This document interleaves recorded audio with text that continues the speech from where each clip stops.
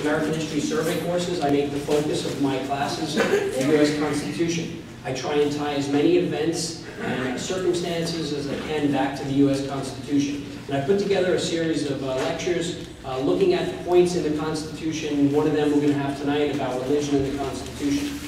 If I can, maybe I can just... Today is religion in the Constitution. There are 3 references to religion in the United States Constitution, and we're going to take a look at the 3 of them. But religion, as one of our speakers there mentioned, is extremely important to Americans. It is an extremely personal thing to many Americans, but we need to figure out a way to incorporate religion in with the law, and the founders thought about that because they are not separate as many people even in history would assume or think. We're going to take a look at a number of Supreme Court cases that are going to try and figure out what the meaning of religion and the Constitution actually is. Some of them are not very favorable to many people in the United States, and some of them have come in favor with people in the United States. And we'll kind of walk through a handful of cases to see the development of religion over the course of American history. There are roughly 350,000 mosques, synagogues, churches, and temples in the United States, and roughly 68% of the people in the United States belong to one of those 4 institutions. 9 out of 10 people in the United States, according to recent surveys, believe that there is a God. So religion, as I said, is a very personal thing.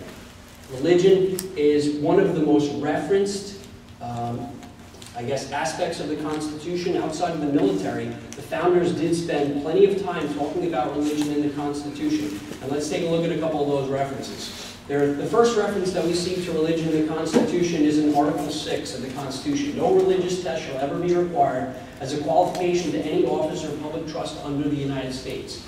The second time we see religion is in the oath of office. I do solemnly swear. It's kind of a veiled reference, but to swear on something, at least in the time of the founders, was that you were swearing into something larger than yourself. A being larger than yourself, you're taking an oath to that person, and how that being, and how do we know that? Because they put the word "or" affirm. Even if you don't believe in God, you could hold the office of the presidency according to the founders. 4 words that we do not see there in the oath. Anybody know where they are? Yes. Help me God. So help me God, right? So help me God is not listed in the oath as it is written in Article 2 of the Constitution, but it has become a tradition that every single president that has taken the oath of office has said those 4 words. Every single president, George Washington, started this tradition, and every single administration of the oath since George Washington first took the oath in downtown New York has uttered those 4 words at the end of their recitation of the oath of office. The next time we're going to see religion, and the last time we're going to see religion actually articulated in the U.S. Constitution, is in the First Amendment. Congress shall make no law respecting an establishment of religion or prohibiting the free exercise thereof. This is the one that we're going to spend some time talking about. The 2 parts of the First Amendment. The Establishment Clause of the First Amendment and the Free Exercise Clause of the First Amendment. It may mean something different than the words actually are, because the Supreme Court has interpreted them in different ways over time. If you take a look here with something that is unique, something that most people don't know about the Bill of Rights, as it's originally written and ratified in 1791, and as it is interpreted by the Supreme Court initially, it does not apply to the states or local government. It only applies to the federal government passing laws regulating religion or prohibiting the free exercise thereof. How do we know that? Because it says Congress shall make no law. It doesn't say Congress and the states shall make no law. What happens is the 14th Amendment is ratified in 1868, and that is going to begin the incorporation of the First Amendment and the Second and many of the other amendments in the Bill of Rights to apply to the states as well. That incorporation process, incorporating the first 8 amendments to also apply to the states, takes over 100 years, and we are still doing that. The 7th Amendment, which incorporates, which deals with civil lawsuits, does not apply to the states. It only applies to the federal government. It has not been incorporated. But before we get too into the incorporation idea, let's take a look at a handful of cases. The first case we're going to take a look at is called Reynolds versus the United States in 1879. In the mid-1870s, Congress begins passing a series of laws targeting the Mormon faith. prohibiting them from owning property, seizing property in some cases. So Mormons, realizing this, begin to move out west to escape some of the persecution. They escape out to the territories where the laws actually still apply, because Congress is entrusted in the Constitution with regulating the territories. A man named George Reynolds is going to sue the government under the idea that the government has banned polygamy. He's married to 2 women. He's actually charged with a crime. Polygamy is actually punishable by up to $500 fine or up to 5 years in prison. And George Reynolds is actually charged with the crime of polygamy. He's going to sue on the grounds that the government is violating his First Amendment right to free exercise. The first clause we're going to look at is the second one, actually, and that's the free exercise clause. The government, he's going to argue, or his lawyers are going to argue, are interfering with the way that he practices his religion. Part of the Mormon faith, it was not only allowed to marry more than one wife, it was the duty to marry more than one wife. Believing that the more you have more than one wife, you could procreate more than 1 or 2 or 3 children, and they could carry on the Mormon faith, and you would have this population growth that would also follow the Mormon faith. George Reynolds is going to sue on the grounds that, again, this is a violation of his free exercise clause of the First Amendment. Now, the Supreme Court, for the first time, is going to rule on what the First Amendment free exercise clause actually means. They're going to say, Congress was deprived of all legislative power over mere opinion, but was left free to decide actions which were in violation of the common good. So they cannot regulate what you believe, but they can regulate the way you practice your faith, according to the Reynolds versus United States. Morrison Wade, the Chief Justice at the time, writing in the 1870s in this opinion. So we're going to see how this plays out in other cases. What they also say, something that's interesting, is that the word religion is not defined in the Constitution. Although we see a number of references, as we pointed out, to religion in the U.S. Constitution, they never say what religion is. So essentially, they left it up to the individual to believe what they wanted about their own religion, but the government could regulate the way they practice their faith. And we're going to see how this comes about in other cases in the 20th century. So we must go elsewhere to ascertain its meaning. We must go outside of the law to ascertain what religion actually means. We must go to personal belief. We must go to beliefs of our own church, or our synagogue, or a mosque, or whatever faith we believe, according to this opinion in the Constitution. Now, let's take a look at another case that comes up in 1940. For the first time in 1940, almost 80 years after the 14th Amendment is passed, we're going to see the application of the 14th Amendment to a state. A man named Newton Cantwell and his sons are distributing literature in New London, Connecticut, and it's a mostly Catholic neighborhood, and they're distributing literature. They're members of the Jehovah's Witness faith, and they're going to be distributing literature, and in that literature, it's going to basically condemn the Catholic faith, saying that Jesus Christ, part of the Mormon belief is, part of the Witness faith is the belief that Jesus Christ was not a deity, and the fact that the Witness faith has some problem with the fact of the Holy Trinity. So within this literature, there's going to be criticism of the Catholic faith. People within the town have a problem with this, and there happens to be a law prohibiting the distribution of literature in the state of Connecticut without prior approval from the Secretary of the State, who would have to approve whether or not the literature was religiously affiliated or not.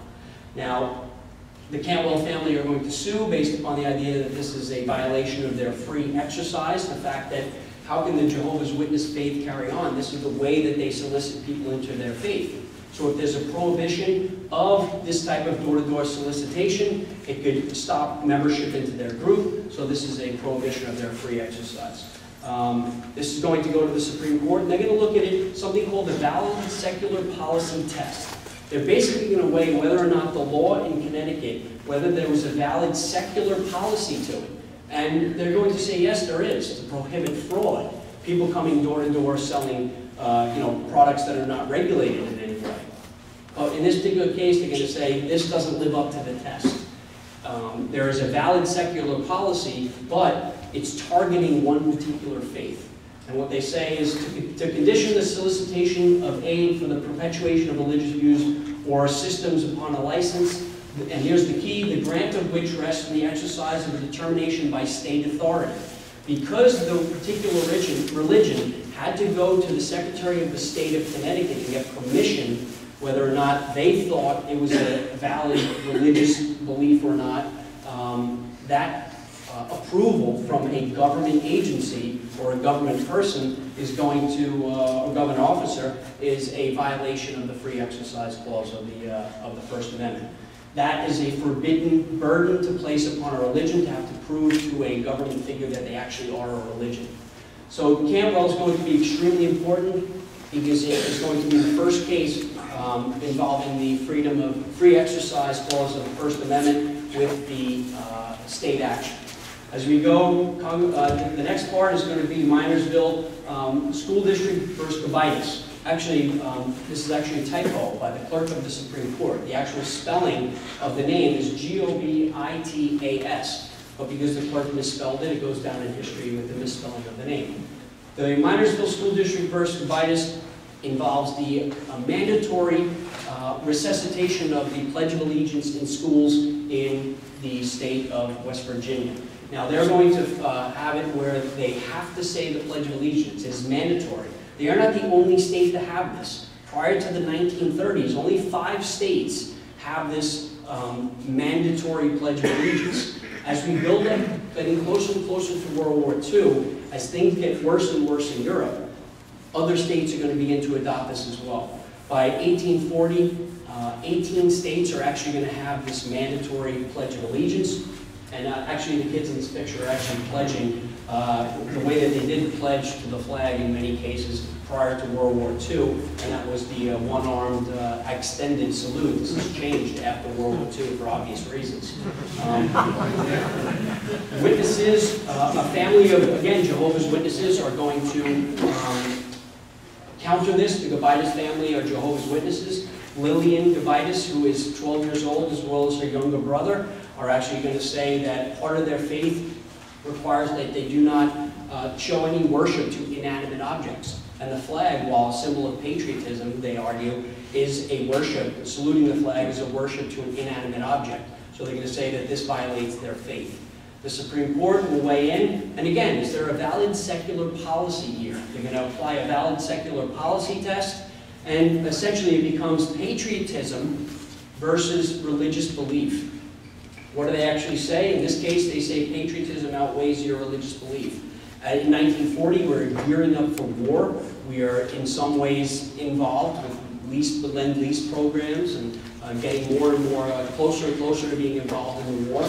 So they say that there is an obligation, or there is some kind of secular or non-religious advantage to having the Pledge of Allegiance, and that is indoctrinating children to have some faith in our government and to have some belief in our government in a way that they might not have without the daily resuscitation of the pledge. Now, the Supreme Court will very quickly revisit this. Very often, very infrequent that the Supreme Court will overturn itself. They do it very quickly. They do it in just 3 years. In West Virginia State Board of Education versus Barnett, again, Jehovah's Witnesses again are going to sue on the same belief process. What they actually say in this case, though, the American Bar Association as well as other groups are going to say that children that are of the witness faith have been targeted. Newspaper articles will be coming out, editorials will be coming out saying because of the Gobitis decision, children are getting beaten up in schools because they don't want to salute the flag or recite the pledge. And the Supreme Court will revisit itself in 1943, essentially saying that the resuscitation of the pledge, not saying the pledge, is not necessarily a religious issue, but a free speech issue. So they kind of change their mind, but change their reasoning behind changing their mind. They take it out of the realm of a religious belief, they put it in the realm of free speech. In this case, freedom of speech to not exercise the Pledge of Allegiance. As we go forward, we see a case called Employment Division, Department of Human Resources of Oregon versus Smith. This one you're going to really enjoy. Alfred Smith is a counselor at a drug and alcohol clinic in the state of Oregon. It is a private drug and alcohol clinic in the state of Oregon, and he fails a drug test. He fails the drug test and they fired him. Is this the problem right here? The problem here is that they fired him, and he's going to use the argument that he's a Native American and he's using peyote. Peyote is a controlled substance in the state of Oregon, and it's derived from a cactus plant, and he's going to argue, as part of my faith, for different observances, weddings, birthdays, this is part of our ritual of our faith. Now, if that was the only part of the case, he would have no argument in the Supreme Court, because it's a private company, not government taking action against him.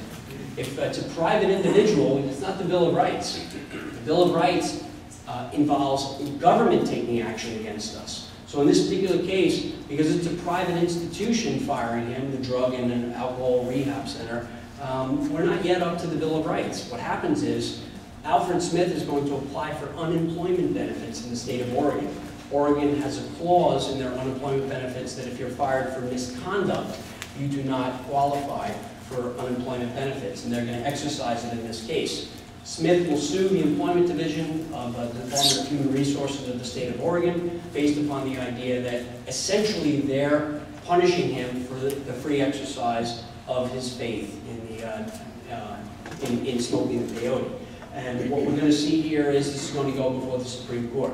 The Supreme Court will make a couple of points that are extremely important. Okay, they will say peyote is deemed a controlled substance by Oregon law. This is what we talked about already. Alfred Smith is fired by private drug and alcohol clinic after testing positive for use. He's denied unemployment benefits from Oregon. We went over this. What will the Supreme Court say? The Supreme Court will say that there's no contention that Oregon's drug law represents an attempt to regulate religious beliefs. So if we get down to what the court is actually saying here, is they're saying, look, this drug law was not targeting Mr. Smith's faith. Essentially, it was this generic anti-drug policy in the state, and it just happened to affect his religious beliefs. Remember, there's no definition of religion in the Constitution, so Mr. Smith can come out and say, well, I am a faith of one person, and it's my faith that I could smoke marijuana 7 days a week. And essentially, if he would have won this case, anybody being charged with any drug crime could have said, this is part of my personal religious belief. So essentially, this comes down to the valid secular policy test. The valid secular policy, having nothing to do with religion, is that Oregon passes anti-drug laws. And in the enforcement of the anti-drug laws, if it happens to interfere with your faith, they're not targeting your faith. Now, the next case is going to look at the same thing, but in a different twist. The Church of Lukumi Babalu I versus City of Hialeah. No, don't ask me to say that again. In 1993 is going to visit the same issue. The issue in this particular case, the city of Hialeah, Florida, is going to bar sacrifice by whoever in private or public ceremony, except for the primary purpose of food consumption. What are they banning the sacrifice of? Animals. What had happened was there were many people living there practicing the Santeria faith. The Santeria faith is a mix of Caribbean, African religions, and part of their rituals similar to the Native American practice that we see under the Smith case. For birthdays and for weddings and things like that, part of the ritual is to sacrifice an animal for the birth of a child. And what they're going to do essentially here is they're going to ban this particular practice. What do they say? The Supreme Court will actually weigh in. If we use the other test, if we use the test under the Smith case or the Employment Division case, well, this law should stand. There's a valid secular policy here, and that's you don't want to have your neighbors carving up animals in their backyards while you're trying to have a barbecue. Obviously, they say except for food consumption, so the barbecue is fine. But in this particular, that was a joke. So in this particular case, what we're talking about is, if it was the exact same case, we wouldn't be talking about it. So in this Church of Lukumi Babalu I case, what we see is the Supreme Court's going to say something different.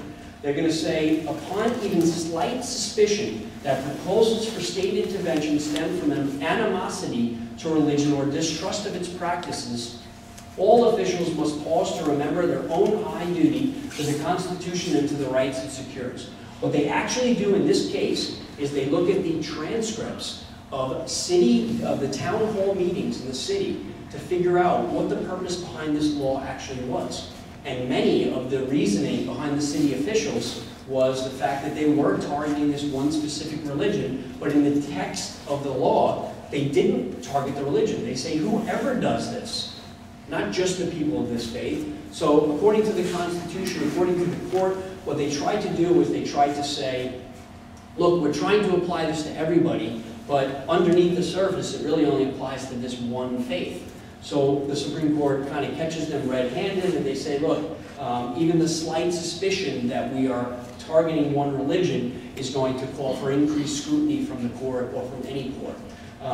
Legislators may not devise mechanisms, overt or disguised, designed to persecute or oppress a religion or its practices. So that's what we're going to see there in terms of, these are just a handful of cases looking at the free exercise clause of the First Amendment. The other part of the First Amendment involves the establishment clause of the First Amendment, or the establishment of religion. The first case we're going to take, it's not there. The first case, don't worry about this. The first case we're going to take a look at is a case called Everson versus the Board of Education in 1947. Everson involves a case, a man named Arch Everson is going to sue the Ewing Board of Education in New Jersey on the grounds that they had instituted a program in the state of New Jersey that is going to make it mandatory that local school districts supply all children requiring transportation to public or private schools with busing. Arch Everson, who's part of this a New Jersey anti-tax group, is going to sue, saying, why should I pay a taxpayer for someone to go to a religious institution? That's a violation of the Establishment Clause of the First Amendment, and he's going to make a pretty good case. The Supreme Court is going to hear this case, and they're going to take a look at it, and they're going to say, the Establishment of Religion Clause of the First Amendment means at least this: neither a state nor the federal government can set up a church. There's the first interpretation of what the establishment of religion actually means in the First Amendment. Then we're going to see another one. Neither can pass laws which aid one religion, aid all religions, or prefer religion over another. There's the second interpretation of the Establishment Clause. So the federal government can't establish its own church, neither can the states. Anybody know where this had been done? England, right? England, we still have the Church of England, right? The Church of England, they had escaped persecution in many cases and come to the United States to escape the establishment of a religion that the government's going to tell them what to do. Neither can they pass laws. So now they're saying also in the second part that the Establishment Clause also meant the aiding of one religion over another. And then he's going to pick up on the third one. The clause against establishment of religion by law was intended to erect a wall of separation between church and state. There's the third clause.